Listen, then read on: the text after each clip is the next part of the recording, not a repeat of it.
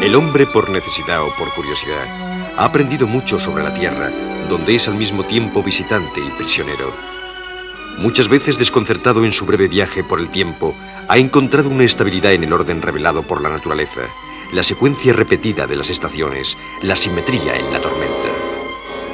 Pero nada puede calmar su terror cuando la naturaleza parece ir en su contra, cuando la Tierra se sacude y explota en fuego, rompiendo toda su obra.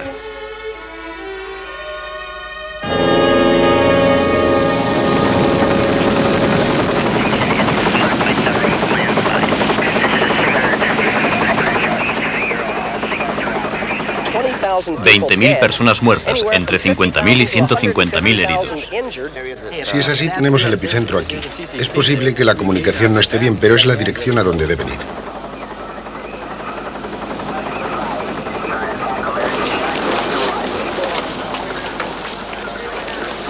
Hay otros dos allí dentro.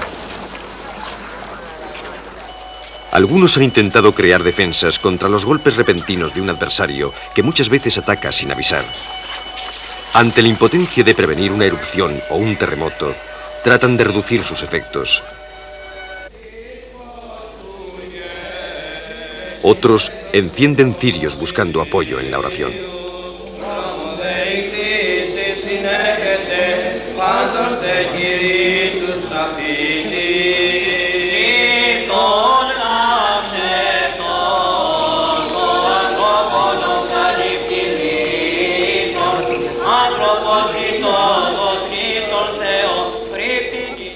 Hoy, nuevas luces iluminan la oscuridad. Instrumentos cuyos rayos son reflejados en objetos lejanos o captan las señales del espacio exterior para registrar los movimientos más insignificantes de la superficie de la Tierra. Ahora el hombre ha expuesto nuevos conceptos sobre las fuerzas que alteran nuestro planeta. Fuerzas que mueven los continentes, sacudiendo su fina corteza, construyendo enormes cordilleras incluso bajo el mar.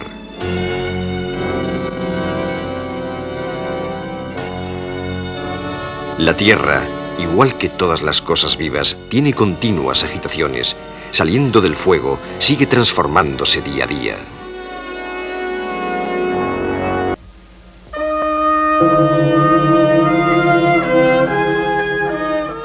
Esto era una vez un mar liso, el Atlántico, frío, barrido por las tormentas fuera de la costa sur de Islandia.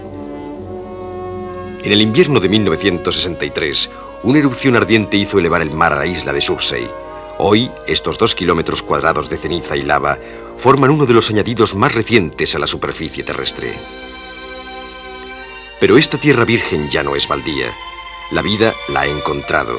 Las semillas, llevadas por el viento y las olas, ya han echado raíces en la ceniza y las aves han empezado a nidificar a lo largo de los acantilados.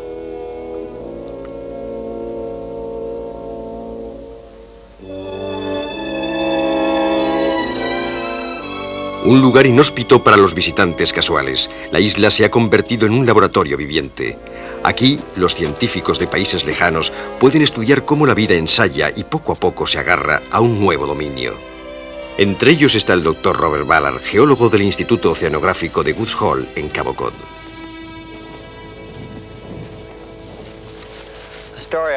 Hay un ejemplo que uso muchas veces para intentar explicar que la Tierra está realmente viva.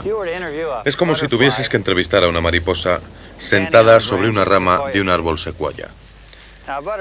La mariposa vive solo 5 días y la secuoya más de 1000 años.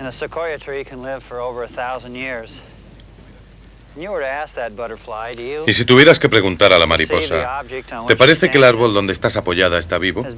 La mariposa contestaría, claro que no. He estado aquí toda mi vida, 5 días, y el árbol no ha hecho nada. Lo mismo pasa con el hombre.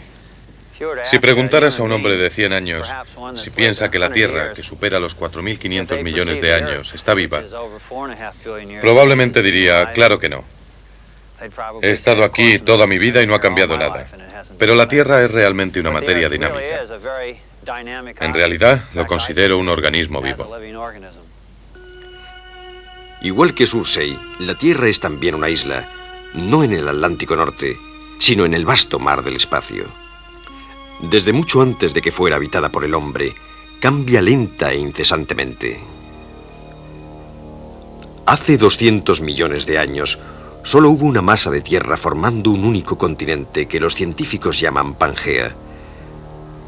Después, lentamente, se extendieron las placas de Pangea y empezaron a separarse como las piezas de un gigantesco puzzle, tomando poco a poco las formas y los tamaños que actualmente reconocemos en los mapas. Cabalgando sobre una capa semiplástica del ardiente interior de la Tierra, los fondos del océano y los continentes que forman su corteza o litosfera están continuamente en movimiento. Aunque nos parece que los continentes no cambian, estos se mueven 2 centímetros o más cada año. La fricción producida a lo largo de estas placas originan muchas veces terremotos y erupciones volcánicas. A veces sucede como en la falla de San Andrés, en California, que las placas opuestas rozan oblicua o lateralmente en un movimiento llamado traslación. Cuando se bloquea una sección de la falla, se genera una tensión que luego se libera bruscamente. Es así como sucede en los mayores terremotos.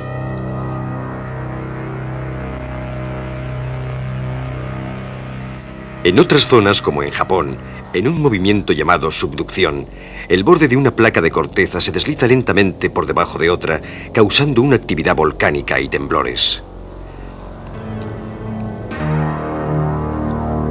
A lo largo de la cresta medioceánica de 74.000 kilómetros, en una acción llamada dispersión, roca derretida o magma, emerge a través de las fisuras del fondo del océano, que luego se endurece en una nueva costra sumergida. A veces, como en Islandia y sus islas próximas a sus costas, Surtsey y Heimaey, la acción ha creado una nueva tierra sobre el mar.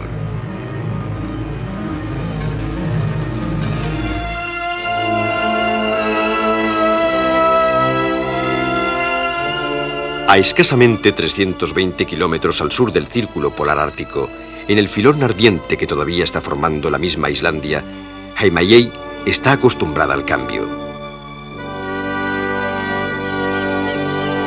Su única ciudad, Vestmannaeyjar, puerto para la flota pesquera que faena en las abundantes aguas cercanas, ha visto muchas tormentas cobrar su tributo de hombres y barcos.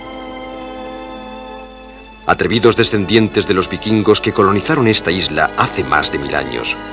Su gente aprendió hace mucho a vivir con la incertidumbre de sufrir el riesgo y el peligro con buen humor.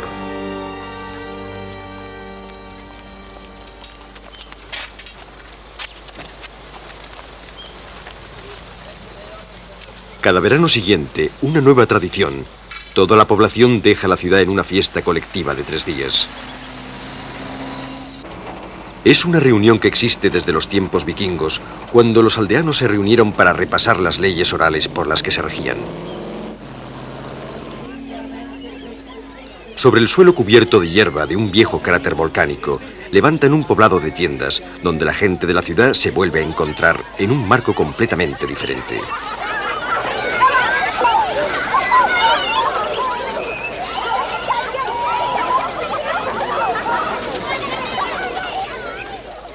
Sentados uno al lado del otro, celebran muchas cosas.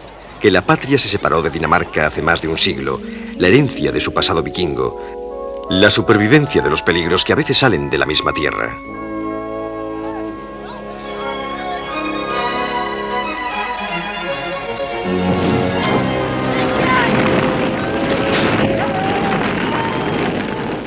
A medianoche, los jóvenes prenden fuego una gran estructura de madera construida en la ladera. Las llamas que iluminan la noche evocan diversas emociones entre los espectadores.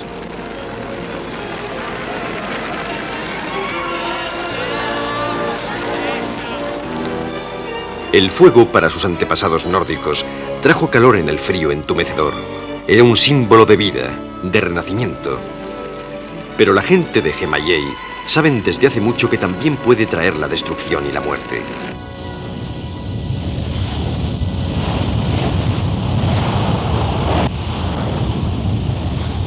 En la oscuridad del invierno, en enero de 1973, apareció el desastre. Una fisura rompió la tierra justo en las afueras de la ciudad y repentinamente arrojó roca fundida y ceniza a cientos de metros en el aire. Levantados de sus camas por la súbita amenaza, casi toda la población fue evacuada al continente próximo, pero los voluntarios lucharían 5 meses en una batalla con el nuevo volcán, ahora llamado Eifel, montaña de fuego.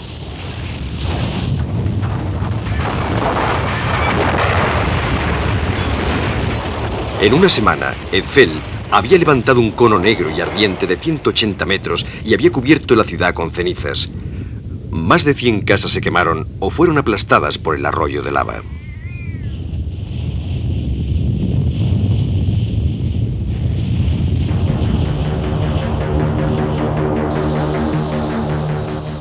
A principios de febrero amenazó bloquear la entrada al puerto.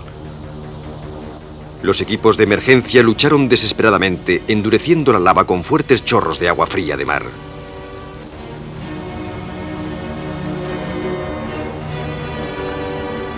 Al fin, con un esfuerzo heroico, se salvó el puerto. Pero al seguir la erupción en los meses siguientes, la lava añadiría casi 2 kilómetros cuadrados a la isla, mientras que gran parte de la ciudad estaba enterrada, carbonizada y bajo cenizas.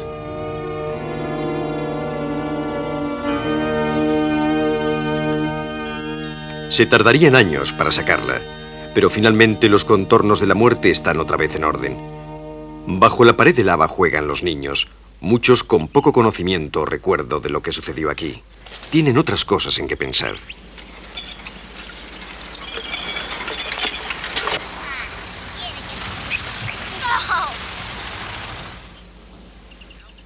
La vida continúa en otra parte de Islandia.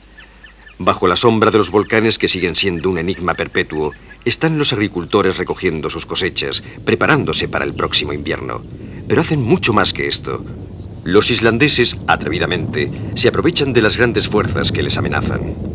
Al norte del continente, cerca del volcán Krafla, están intentando aprovecharse del calor de un gran campo geotermal para dar electricidad a los hogares y a las industrias.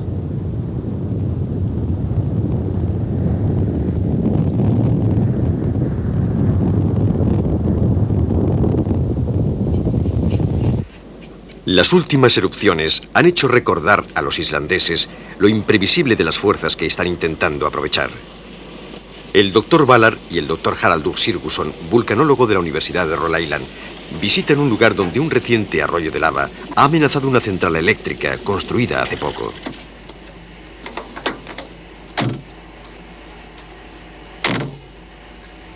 Ahí está la central eléctrica y si miras un poco más allá... Sí, se pueden ver los nuevos arroyos. Toda la caldera, las últimas lavas... Entonces, los arroyos que a primeros de año estaban más allá están ahora allí abajo. Sí, puedes ver el vapor que determina la fisura que ha estado eructando los últimos 5 años y los arroyos de lava negra que han salido. Entonces, si suponemos que hubiera otra erupción por donde está la caldera, donde vemos las fisuras que se abren, la lava puede venir justo por este valle e ir girando hacia la central eléctrica. Los islandeses invirtieron en la costosa central eléctrica geotérmica porque ese sitio había estado durmiendo durante más de 200 años. Empezó en 1975 como una alternativa a una presa hidroeléctrica, pero casi de inmediato fue amenazada por una serie de erupciones violentas, trayendo la corriente de lava a menos de 3 kilómetros.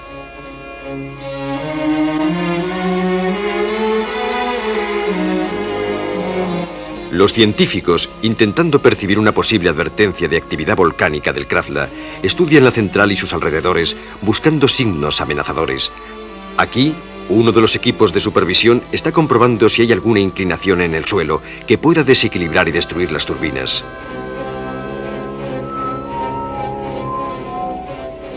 Controla a diario, en un sitio próximo a la central, si hay alguna señal de actividad subterránea y registra cualquier cambio en la distancia entre los dos tubos que están a ambos lados de una fisura.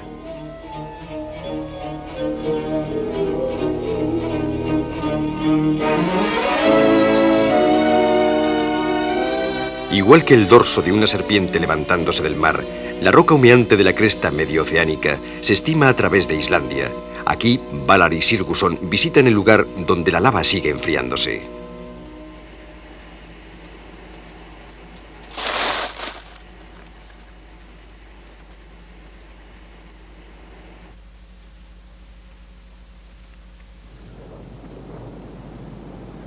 Estamos en la fisura que se produjo hace 6 meses. Así que todo lo que pisamos tiene menos de 6 meses. Sí, así es. Y sigue enfriándose por aquí. Es por lo que todavía se parece a una sauna. Más reciente no es posible. Está casi al rojo. Sí. Vamos a echar una ojeada.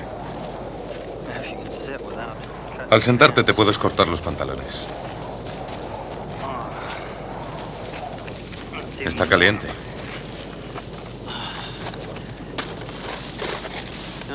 Tengo entendido que cuando empezó la erupción, un turista de Dinamarca estaba justo donde se abrió la fisura y...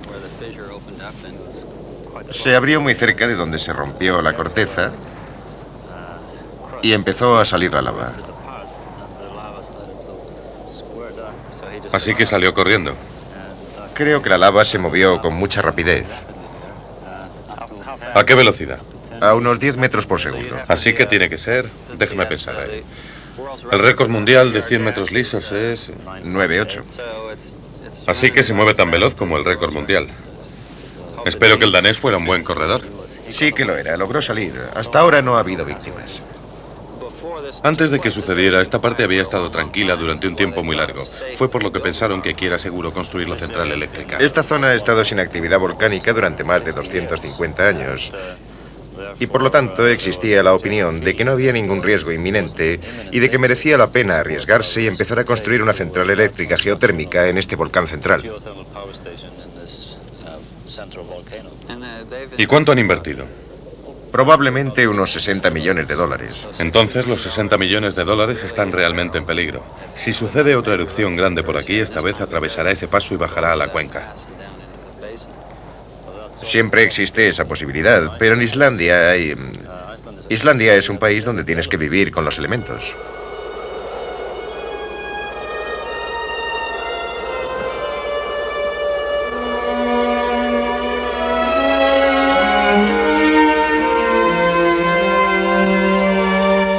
En una calma paciente, los islandeses aceptan el juego que la naturaleza les ha impuesto. El clima glacial, las fuertes tormentas, la amenaza escondida bajo sus pies. Vigilando con recelo al gigante peligroso que construyó la misma isla en donde viven, usan su calor para calentar sus ciudades y sus hogares, hasta sus invernaderos, un modo de compensación por los riesgos que filosóficamente soportan.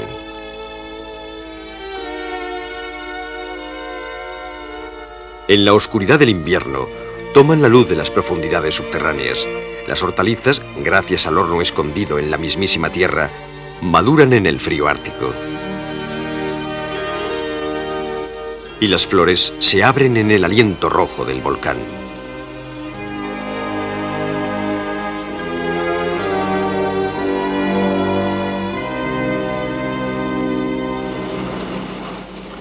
Pero el riesgo permanece. Sigurdsson volvió al Krafla escasamente un año después de que las erupciones amenazaran a la instalación de la planta, pues el gigante incansable se agitaba volviéndose activo. Una vez más, la lava se aproximó a menos de 3 kilómetros de las turbinas eléctricas.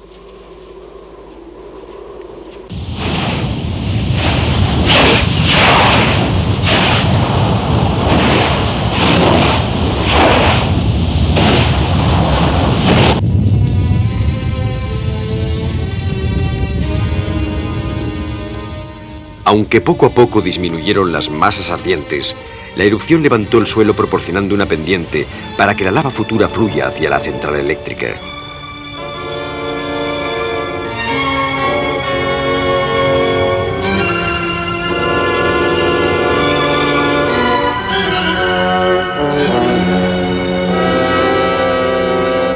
Por el momento está a salvo la instalación del Krafla. Pero los islandeses saben que al fin y al cabo es posible que tengan que pagar el precio por vivir en el filo de la creación.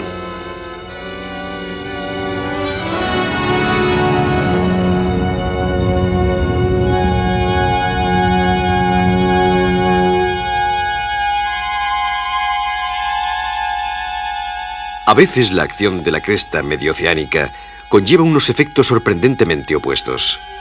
En Islandia, su lento proceso de avance durante millones de años ha creado una gran isla en donde vive la gente. Lejos, al suroeste, por la grieta de casi 4.800 kilómetros del valle africano del Gran Rift, la misma acción lenta pero inexorable está abriendo el corazón de un continente. Dentro de un tiempo apreciable, el este de África se separará del continente materno y su polvoriento paisaje desértico se convertirá en un lecho oceánico.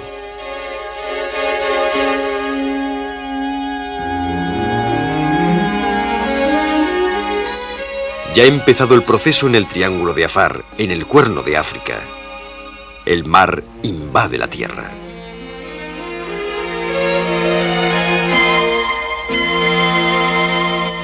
El Gubet al-Karab, en Djibouti, una extensión interior del Golfo de Adén, retiene el mar temporalmente por una barrera estrecha de pequeñas colinas volcánicas sellando al lago Assal.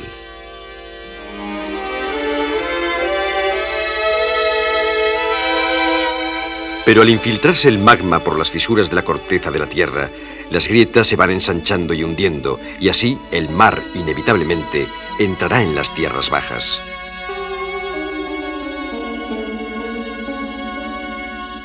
Ya el agua de mar de Gubet al-Karab ha empezado a hacerse camino a través de las grietas y canales subterráneos, aportando cambios químicos importantes al penetrar las capas inferiores de roca calentada.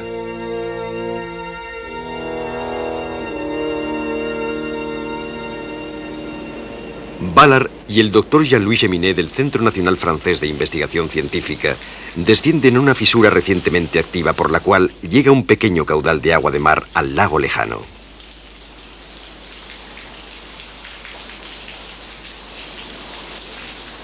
Entonces, es el mar que entra, ¿verdad? Sí, por un sistema de fisuras. ¿Este es el origen del agua que vemos al otro lado de la grieta y que sigue al lago Assal? Sí. Así que viene del mar. Del mar y atraviesa la grieta por las fisuras dentro de la montaña. Y sale por el otro lado. Sí. ¿Esta fisura existía en 1978? Sí, sí. ¿Y se ha ensanchado? Sí, se ha ensanchado. Porque muchas de estas rocas están justo en una posición como si estuvieran a punto de caerse. Y con el coche cerca, muy cerca. Sí, es mejor que movamos el coche.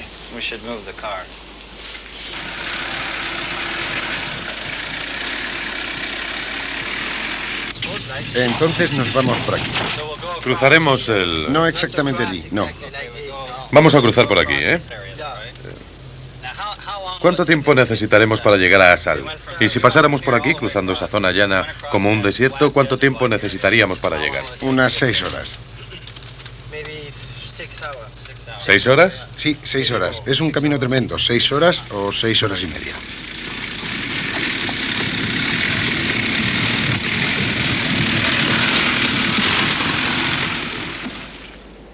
Con un calor tórrido que supera los 54 grados centígrados, el agua en el valle de Rif se reduce aquí muchas veces a una salmuera cáustica. Estoy a 150 metros por debajo del nivel del mar, cerca de la orilla del lago Assal. El océano está a solo 9 kilómetros. Si no fuera por esos arroyos de lava reciente llenando el suelo del valle, estaría ahora mismo bajo el agua. En realidad, el océano lo está intentando. Estas fisuras hondas empiezan a tomar forma según cambian las grietas en el valle. Esto permite que el agua pueda pasar bajo el valle por las fisuras y entrar en el lago Assal por su desembocadura. En realidad hay varias de ellas en el valle. Por el momento hace tanto calor que la mayor parte del agua del mar se evapora dejando la sal. Pero al continuar agrietándose, cada vez entrará más agua en las diferentes fisuras hasta que el mar consiga reclamar toda la zona dejando pasar al océano cada vez más adentro del continente africano.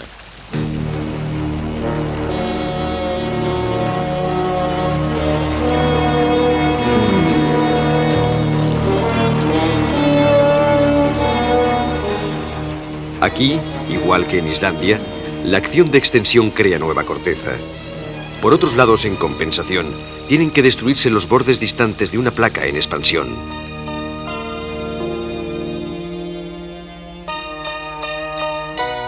En Asia, la cadena de las islas japonesas soportan el choque de las placas de las Filipinas y del Pacífico, empujándose bajo la placa eurasiática en una enorme zona de subducción.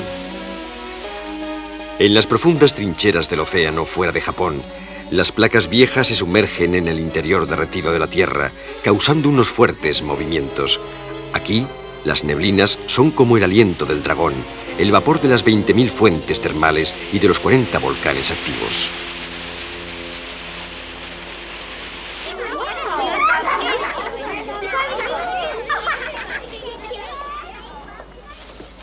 Con una larga historia de terremotos destructivos, Japón ha comenzado un esfuerzo enorme en prepararse para el futuro. Los alumnos de la prefectura de Shioka, cerca de Tokio, aprenden a leer y escribir y la catástrofe, aprendiendo las habilidades que pueden salvar sus vidas.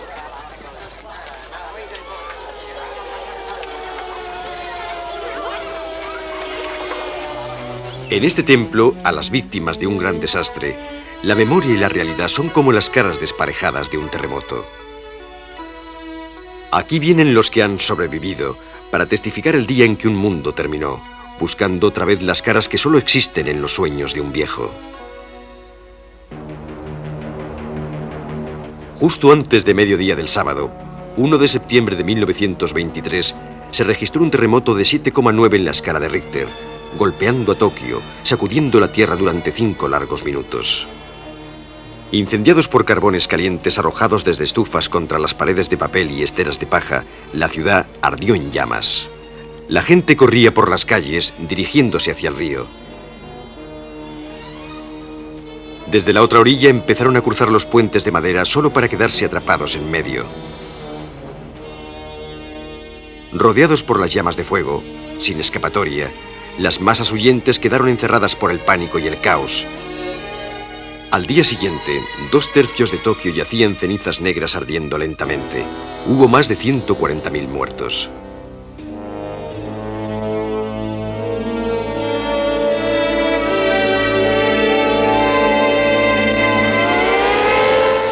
Hoy los japoneses construyen no solo templos para los muertos. Ante el temor de un nuevo terremoto, igual que el gran terremoto Kanto, 13 millones de personas en Tokio y la cercana Tokai participan en un gigantesco despliegue de simulacro donde cada ciudadano aprende a actuar. En una crisis, el Centro Nacional de Comunicaciones, la cadena NHK de televisión, emite información recibida de la Agencia Meteorológica de Japón, o JMA. Aquí existe un gran sistema de prevención que mantiene una vigilancia constante, registrando los datos recibidos de las estaciones sísmicas y una cadena de 200 kilómetros de monitores sísmicos a lo largo del fondo de la bahía de Suruga, el epicentro probable del esperado terremoto. A la primera señal de una actividad inusual, la JMA pone de inmediato en alerta al director de un comité de 6 sismólogos. Este equipo, conocido como Hanteikai, hace una rápida estima de los datos recibidos e informa al primer ministro. Mientras la policía, los bomberos y otros empleados públicos ocupan sus puestos para prevenir una confusión general o pánico, pasan 30 minutos antes de lanzar la alarma. Cada pueblo y ciudad de la región de Tokai tiene un plan municipal de emergencia y según las instrucciones, la mayoría de la gente ha aprendido los pasos previos a tomar después de una alarma. Cortan el gas y la electricidad, cierran las puertas y los armarios, recogen luego su equipo de terremoto y salen para unirse al éxodo general por rutas de escape predeterminadas.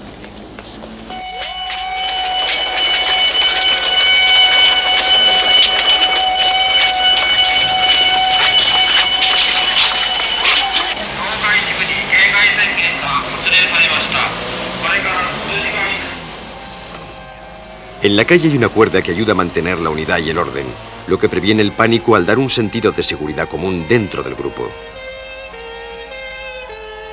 Guiados y acompañados por los servicios de emergencia, una marea de gente se mueve desde sus casas y fábricas hacia las zonas asignadas de refugio.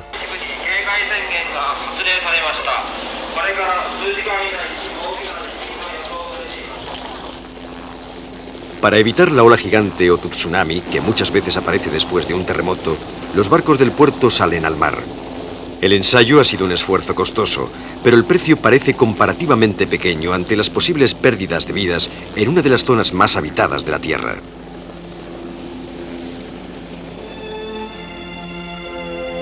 Hacia el este, atravesando el mar, este oasis protegido por árboles cerca del desierto californiano de Mojave ofrece un refugio decepcionante.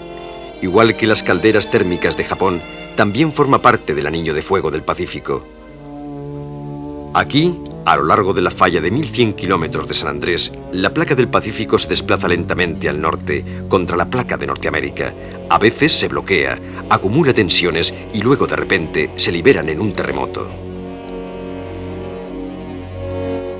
Bien expuesta como una corteza desnuda atravesando el llano de Carrizo, cerca de Los Ángeles, o plácidamente disfrazado bajo colinas de hierba verde y una cadena de estanques cerca de San Francisco, La Falla se alarga como una tensa línea de peligro entre los dos puntos más habitados del estado. Las dos ciudades han sentido su poder en tiempos pasados.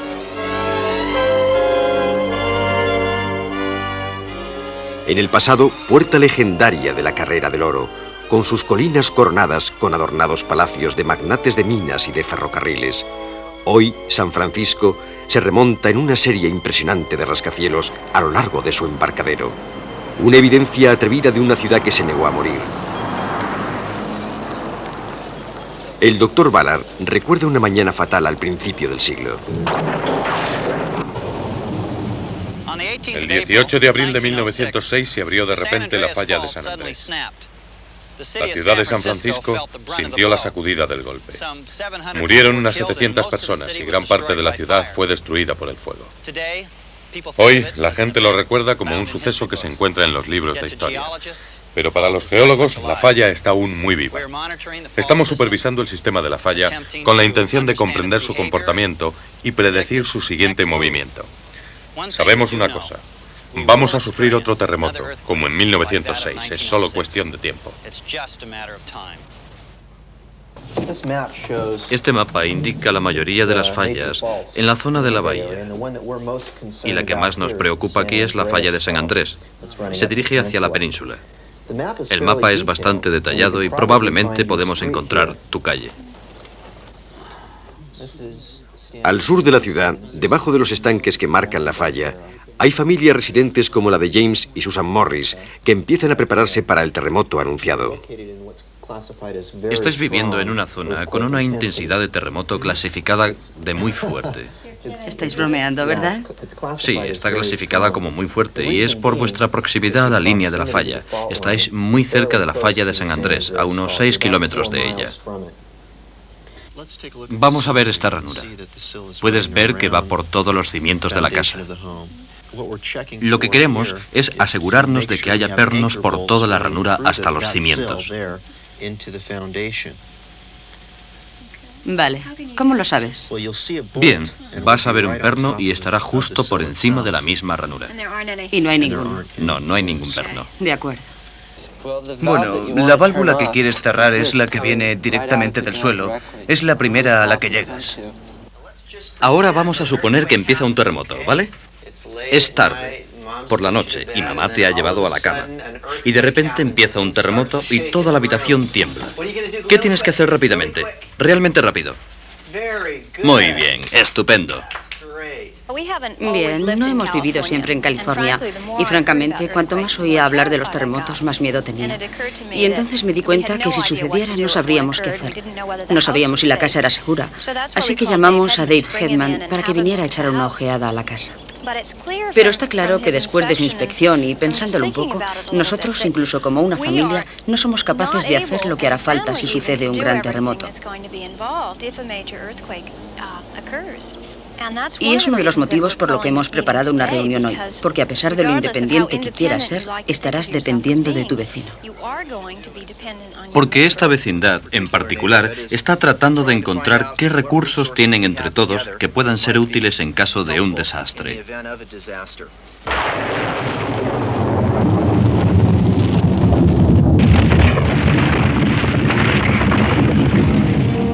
En la madrugada del 9 de febrero de 1971, un terremoto registrado a 6,4 en la escala de Richter sacudió el Valle de San Fernando en Los Ángeles. Retorció las vías del ferrocarril, hizo añicos los pasos elevados de la autopista, sembró el desastre en el paisaje de la ciudad como hecho por la mano de un gigante enfadado.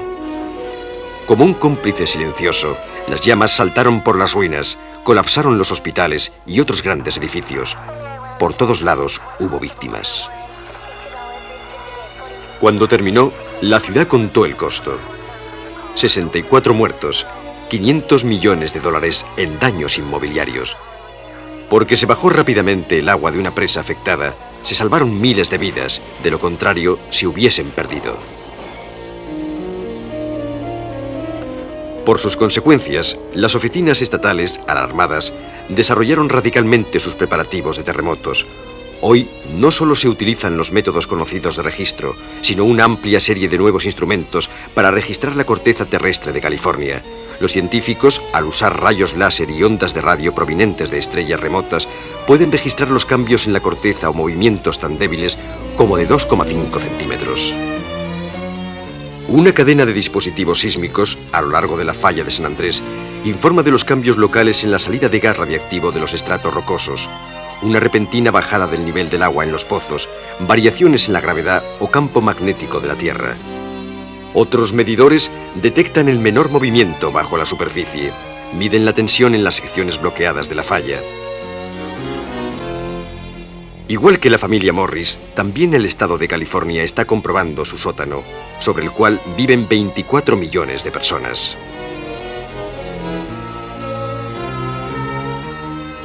Desde cientos de instrumentos dispersos a lo largo del estado, entran continuamente datos a diferentes centros de ordenadores para los sectores del sur y del norte.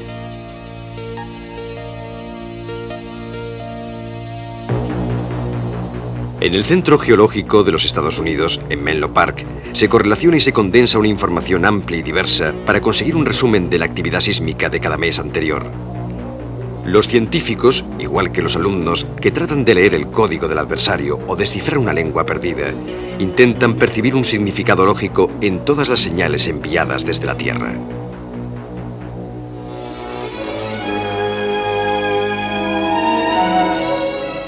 A pesar de que la falla de San Andrés sigue siendo un enigma, una amenaza silenciosa de una próxima destrucción, la tecnología sofisticada se está aproximando cada vez más a que el hombre puede pronosticar los terremotos con una precisión y fiabilidad exacta. Los científicos saben que en el pronóstico está la mayor defensa contra una catástrofe.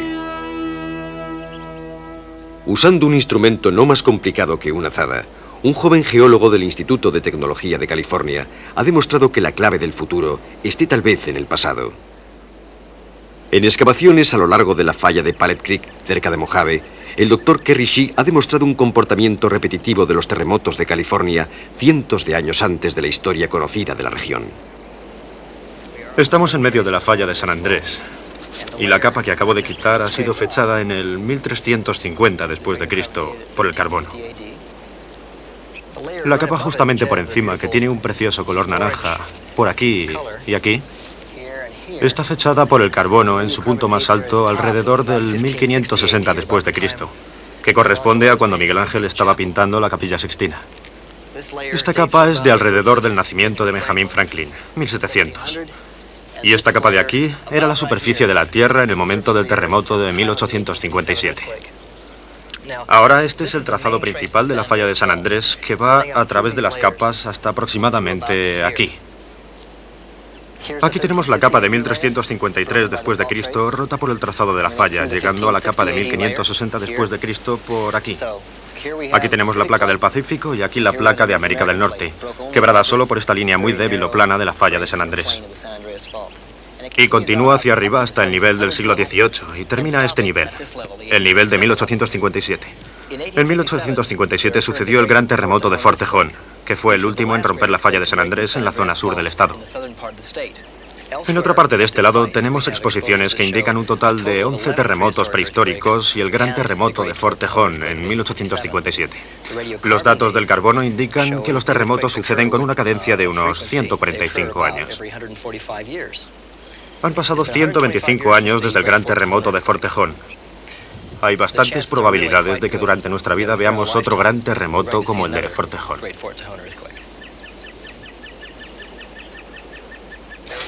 Deme la cantidad prevista de víctimas, la que estima, e intentaré solucionarlo por este lado.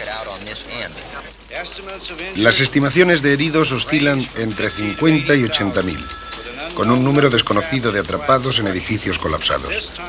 En este momento, las muertes pueden superar las 10.000. Para entrenar a los servicios de emergencia y para alertar a la gente, las oficinas estatales de los servicios de emergencia preparan anualmente ensayos. Me gustaría aclarar lo que ha resultado ser un rumor sobre un problema de fuga radioactiva en el Instituto Tecnológico de California. Alex Cunningham, director del Departamento de Servicios de Emergencia de California. El motivo para este ejercicio es que ayer sucedió un terremoto en Los Ángeles, precisamente a 50 kilómetros al noroeste de San Bernardino, a lo largo de la falla de San Andrés. Su magnitud para este ejercicio es de 8,3.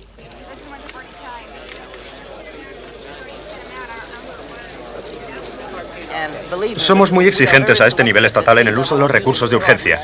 No puedo tratar un asunto tan delicado como este por teléfono. Si necesita algo, tiene que dirigirse a los canales oficiales. Por favor, necesitamos los últimos datos sobre heridos y fallecidos. Todas las camas de hospital en la parte norte están ocupadas. Los condados del sur parece que funcionan bastante bien, pero el equipo de estimación de necesidades volverán en media hora y nos darán nuevos datos. Espere un momento, tenemos que preparar los datos. El estado de California está preparado para enfrentarse a un terremoto moderado. Y también los ciudadanos que han vivido este tipo de terremoto. Pero cuando hablamos de un terremoto catastrófico, alrededor de 8 o 8,3, ningún gobierno y en particular los ciudadanos individuales están preparados. El problema no es de si habrá un gran terremoto, es simplemente cuándo. Por la reciente actividad sísmica y otros fenómenos, los científicos nos están diciendo que el gran terremoto afectará el sur de California dentro de 30 años.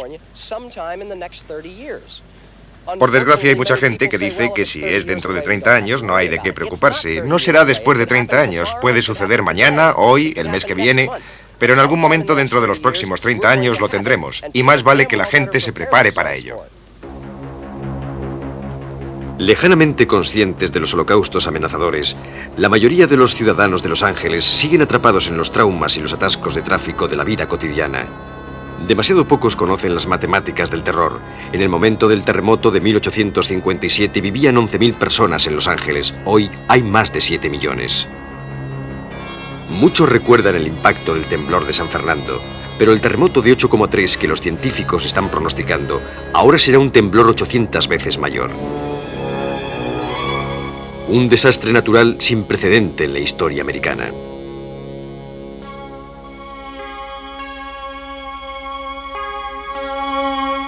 Hace 3.500 años, también estas ruinas tenían una civilización en la isla de Santorini, en el Egeo. Aquí, mucho antes del Partenón, la comunidad marítima de Akrotiri creó una cultura que rivalizó en esplendor con la próxima Minos de Creta. En los frescos que pintaron los artistas se aprecian los campos iluminados por el sol de la primavera del hombre, los años del Edén cuando la tierra estaba llena de maravillas.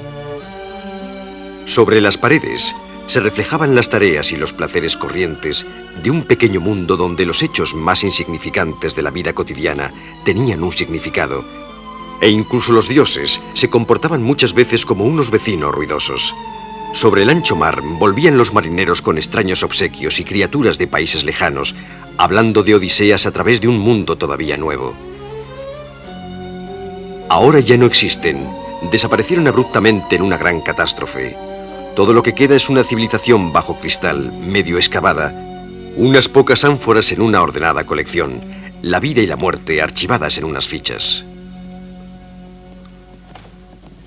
Uno de los científicos que intenta descifrar el puzzle del pasado es el doctor Christos Doumas de la Universidad de Atenas, aquí acompañando al doctor Ballard por los restos de una ciudad que murió hace 34 siglos.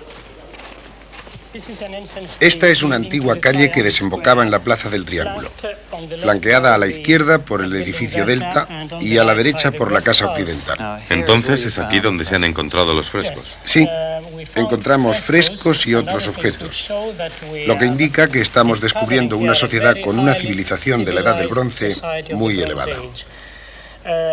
Las casas son individuales, tienen varios pisos, como puede ver, y tenemos tuberías interiores individuales, conectadas directamente al sistema de drenaje de las calles. Así que tuvieron una sociedad de familias viviendo juntos. Sí, y cada casa era una entidad propia.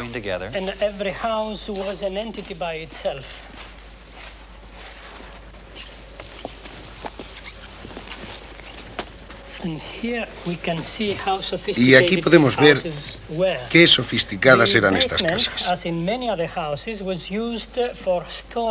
El sótano, como en muchas de las casas, Era utilizado para guardar comida, como cebada, harina, lentejas, nueces, almendras. Así que tenían una buena alimentación, era variada. Sí, y también consumieron marisco. Hemos encontrado conchas de erizos y restos de pescado seco.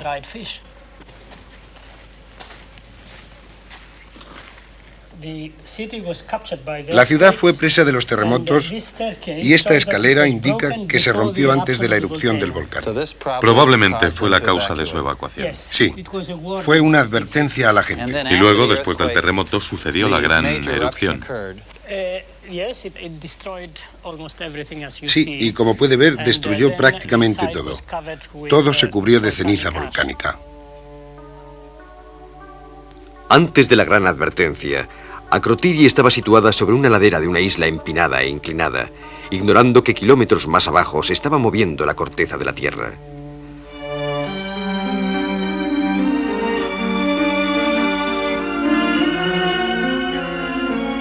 La isla explotó poco después del terremoto en una de las erupciones volcánicas más enormes de la historia. Había desaparecido una montaña. Sus paredes habían colapsado en una caldera volcánica que luego se llenó por la irrupción del mar.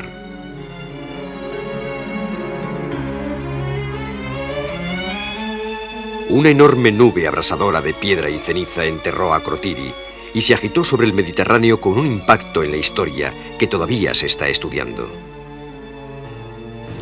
Estamos dentro de la caldera. Detrás de mí están las paredes estratificadas del volcán que indican su larga historia. Los estratos negros son corrientes de lava basáltica. Los rojos son tufas expulsadas por la apertura volcánica.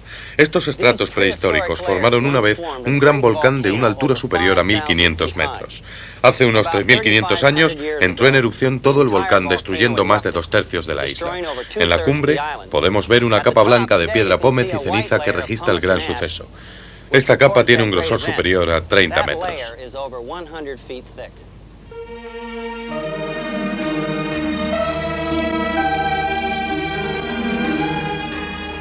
Los hombres siguen aferrados a los estrechos bordes de rocas que ahora rodean el vacío. Hoy, varios miles de isleños viven en las alturas y pescan o buscan esponjas en las profundidades de la caldera. Los senderos empinados los unen a los puertos que les dan los suministros llegados por mar, como gran parte de agua fresca y visitantes ocasionales. Los centros de la civilización occidental se han desplazado lejos de Santorini. Aislada de los ruidos y alarmas de un mundo más amplio, se ha sentado en las vías de una vida pueblerina.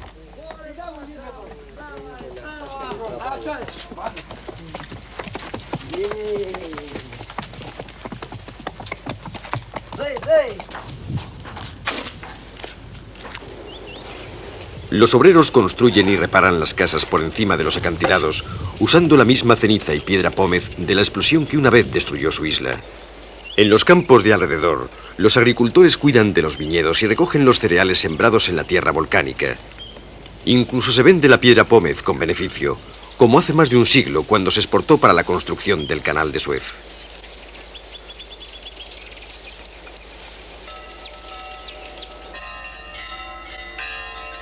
Fuertes temblores sacuden todavía la isla a intervalos, pero las viudas de Santorini siguen siendo símbolos solitarios de una tenacidad que endurece sus vidas. Por debajo de ellos, se mueve una placa bajo otra en un movimiento sin fin. Incluso los dioses pueden cambiar, pero las plegarias continúan en su búsqueda de alivio y seguridad.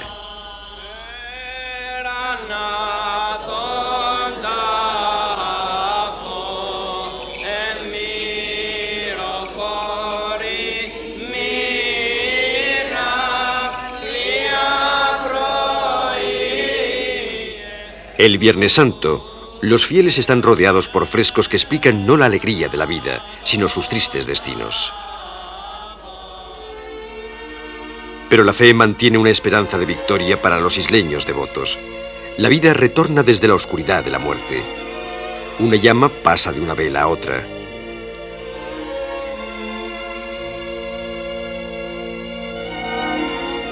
En un ritual de 20 siglos, la gente del pueblo vuelve a encontrar un antiguo reconocimiento. Cuentan su propia historia en la Pascua de Resurrección.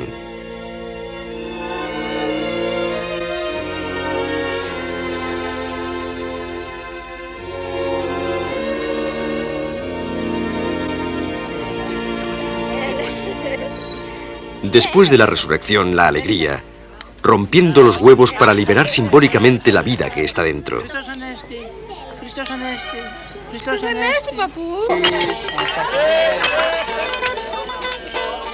Por toda la isla, después de 40 días de ayuno, sus pobladores festejan y bailan.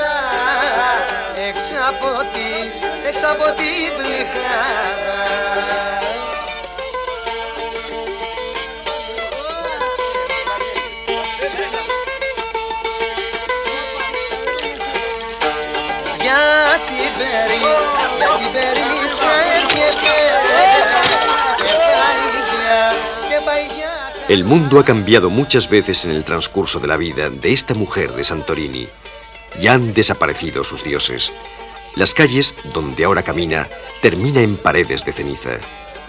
Pero aún en estos ritmos de baile de la vida, ella puede tal vez oír los ecos de otros tiempos, los estribillos de antes. Imperceptible a las generaciones actuales, el cambio continúa hacia un futuro que las computadoras de la ciencia ya han empezado a perfilar.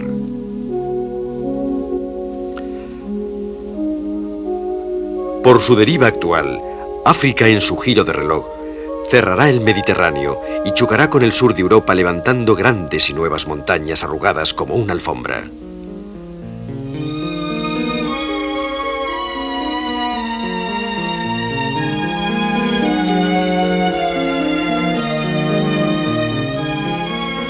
En la misma África, el mar inundará los árboles espinosos del desierto, separará África Oriental, invadirá un dominio que una vez pertenecieron a los elefantes y los leones. En las Américas, como en otras partes, la vida cambiará radicalmente. La meca de millones de fugitivos del invierno oriental, Los Ángeles, tendrán tal vez que tratar sus piscinas con anticongelantes. Estando en el borde de la plataforma del Pacífico, se moverá incansablemente hacia Alaska con una velocidad de 5 o 6 centímetros al año. San Francisco, dentro de 10 millones de años, verá que durante un tiempo su encarnizado rival del sur se ha convertido en un suburbio.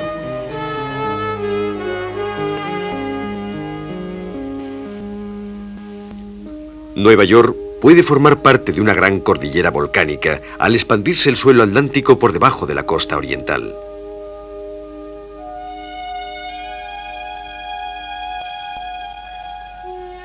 Comparado con la historia de la Tierra, la permanencia del hombre ha sido relampagueante y breve. En 10.000 años ha creado su lengua, construido catedrales, inventado los medios para destruir la vida sobre la Tierra. Sus computadoras pueden pronosticar los destinos de los continentes a 200 millones de años vista, pero nadie puede adivinar dónde estará el hombre.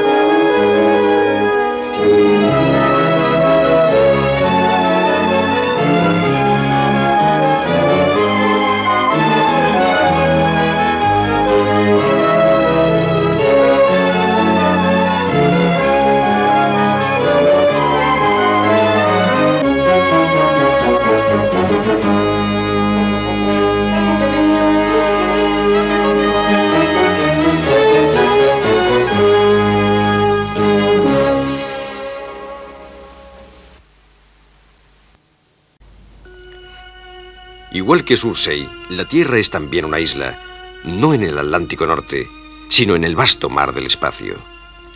Desde mucho antes de que fuera habitada por el hombre, cambia lenta e incesantemente. Hace 200 millones de años, solo hubo una masa de tierra formando un único continente que los científicos llaman Pangea.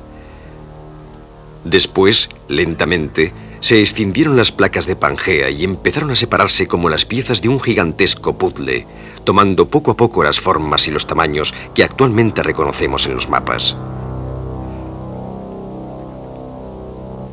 Cabalgando sobre una capa semiplástica del ardiente interior de la Tierra, los fondos del océano y los continentes que forman su corteza o litosfera están continuamente en movimiento. Aunque nos parece que los continentes no cambian, estos se mueven 2 centímetros o más cada año. La fricción producida a lo largo de estas placas originan muchas veces terremotos y erupciones volcánicas. A veces sucede como en la falla de San Andrés, en California, que las placas opuestas rozan oblicua o lateralmente en un movimiento llamado traslación. Cuando se bloquea una sección de la falla, se genera una tensión que luego se libera bruscamente. Es así como sucede en los mayores terremotos.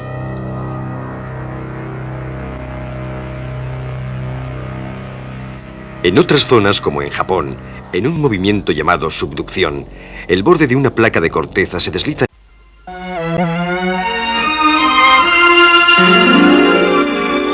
El hombre, por necesidad o por curiosidad, ha aprendido mucho sobre la Tierra, donde es al mismo tiempo visitante y prisionero. Muchas veces, desconcertado en su breve viaje por el tiempo, ha encontrado una estabilidad en el orden revelado por la naturaleza, la secuencia repetida de las estaciones, la simetría en la tormenta. Pero nada puede calmar su terror cuando la naturaleza parece ir en su contra, cuando la Tierra se sacude y explota en fuego, rompiendo toda su obra.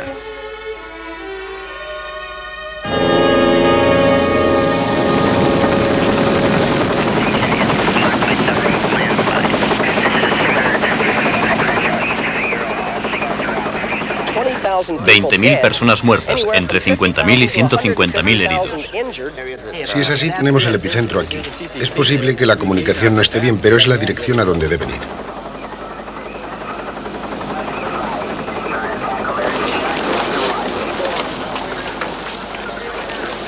Hay otros 2 allí dentro. Algunos han intentado crear defensas contra los golpes repentinos de un adversario que muchas veces ataca sin avisar. Ante la impotencia de prevenir una erupción o un terremoto, tratan de reducir sus efectos. Otros encienden cirios buscando apoyo en la oración.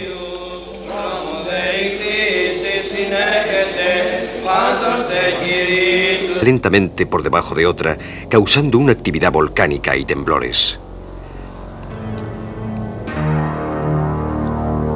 A lo largo de la cresta medioceánica de 74.000 kilómetros, en una acción llamada dispersión, roca derretida o magma emerge a través de las fisuras del fondo del océano, que luego se endurece en una nueva costra sumergida. A veces, como en Islandia y sus islas próximas a sus costas, Surtsey y Heimaey, la acción ha creado una nueva tierra sobre el mar.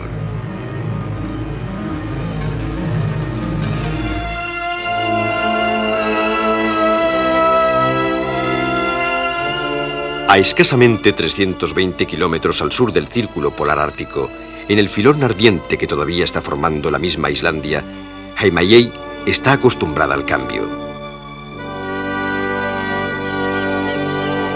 Su única ciudad, Vestmannaeyjar, puerto para la flota pesquera que faena en las abundantes aguas cercanas, ha visto muchas tormentas cobrar su tributo de hombres y barcos.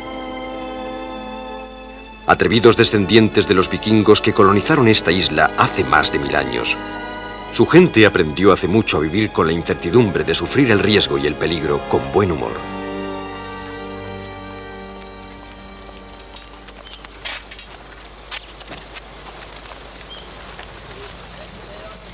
Cada verano siguiente, una nueva tradición.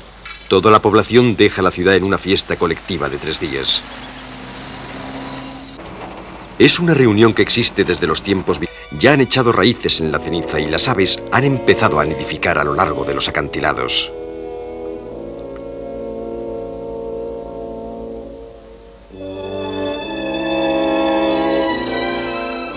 Un lugar inhóspito para los visitantes casuales. La isla se ha convertido en un laboratorio viviente. Aquí, los científicos de países lejanos pueden estudiar cómo la vida ensaya y poco a poco se agarra a un nuevo dominio. Entre ellos está el doctor Robert Ballard, geólogo del Instituto Oceanográfico de Woods Hole, en Cabo Cod.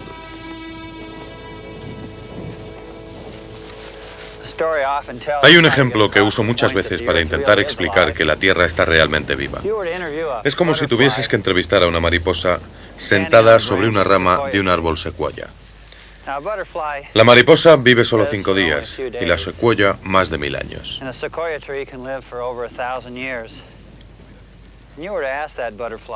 Y si tuvieras que preguntar a la mariposa, ¿te parece que el árbol donde estás apoyada está vivo? La mariposa contestaría, claro que no. He estado aquí toda mi vida, 5 días, y el árbol no ha hecho nada. Lo mismo pasa con el hombre.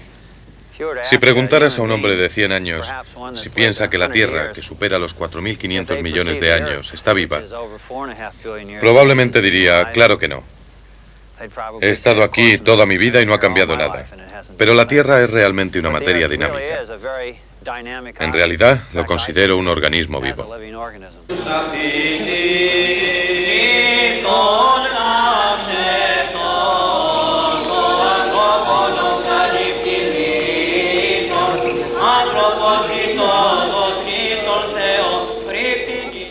Hoy, nuevas luces iluminan la oscuridad. Instrumentos cuyos rayos son reflejados en objetos lejanos o captan las señales del espacio exterior para registrar los movimientos más insignificantes de la superficie de la Tierra. Ahora el hombre ha expuesto nuevos conceptos sobre las fuerzas que alteran nuestro planeta. Fuerzas que mueven los continentes, sacudiendo su fina corteza, construyendo enormes cordilleras incluso bajo el mar.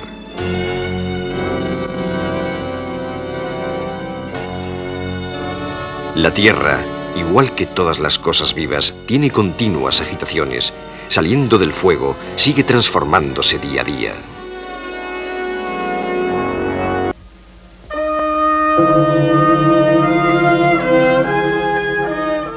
Esto era una vez un mar liso, el Atlántico, frío, barrido por las tormentas fuera de la costa sur de Islandia. En el invierno de 1963, una erupción ardiente hizo elevar el mar a la isla de Surtsey. Hoy, estos 2 kilómetros cuadrados de ceniza y lava forman uno de los añadidos más recientes a la superficie terrestre. Pero esta tierra virgen ya no es baldía. La vida la ha encontrado. Las semillas, llevadas por el viento y las olas,